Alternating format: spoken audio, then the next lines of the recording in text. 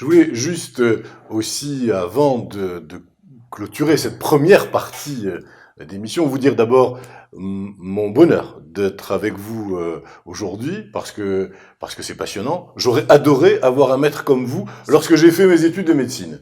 J'en ai eu d'excellents. J'aurais également aimé vous avoir. Je pense que tous nos téléspectateurs ont dû apprécier ce moment privilégié. Vraiment encore, je voulais vous en remercier. Une dernière question. Vous êtes un jeune médecin, brillant médecin, mais vous avez maintenant une vraie expérience, plus de 20 ans. Est-ce que vous êtes optimiste aujourd'hui, en tant que cancérologue? Alors, bon, l'expérience, c'est ce qui nous reste à acquérir. Donc, je ne crois pas aujourd'hui qu'il faut s'asseoir sur son expérience personnelle. Effectivement, à titre personnel, on a traité des dizaines de milliers de patients, mais c'est pas le plus important. Chaque patient est unique.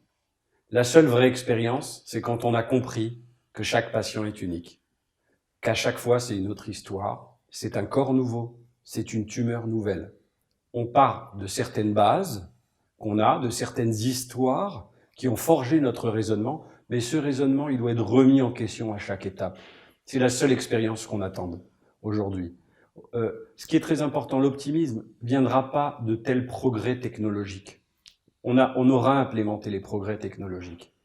Mais l'optimisme, c'est que l'homme a cet esprit, cette capacité à vivre avec l'autre, à intégrer l'autre, à accepter ce qu'il ne sait pas, à intégrer l'innovation.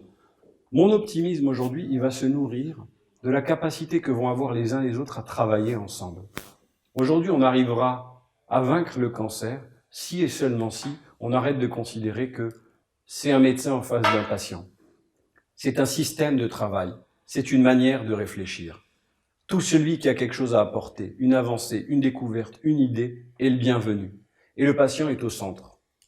On n'est plus dans une relation de mandarinat avec un médecin qui règne, une cour autour et un patient qui subit. On doit arriver à considérer une médecine personnalisée avec un patient au centre, un système de soins qui est scientifique, clinique, mais qui communique et qui va pouvoir upgrader, faire évoluer sa manière de réfléchir. Et je vais même dire mieux, on n'a pas qu'à s'accepter les uns les autres en tant qu'individus.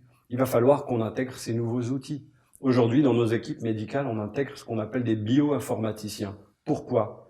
Parce que lorsque j'ai deux anomalies dans une cellule qui vont nous permettre de choisir entre le traitement A et le traitement B, mon petit cerveau peut encore le faire.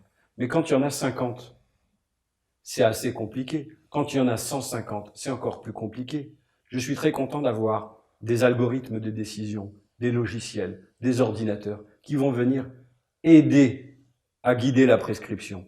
Et avec, in fine, effectivement, un médecin qui va administrer un traitement, mais qui va être coaché par une décision de milliers de data, de milliers de données informatiques qui pourront nous aider à mieux appréhender la complexité de la tumeur. Et aujourd'hui, le médecin, il ne doit pas être un médecin soumis à la technologie, il doit être un médecin qui utilise la technologie pour qu'on puisse soumettre la maladie et la vaincre. Et donc, il faut aujourd'hui qu'on transforme notre façon de percevoir la médecine, qu'on intègre cette technologie, et on ne peut être optimiste qu'à partir du moment où on sait se remettre en question. Docteur Toledano, merci. Merci du fond du cœur pour ce moment privilégié. Merci à vous. En mon nom personnel, mais au nom de tous les auditeurs de Live Doctor.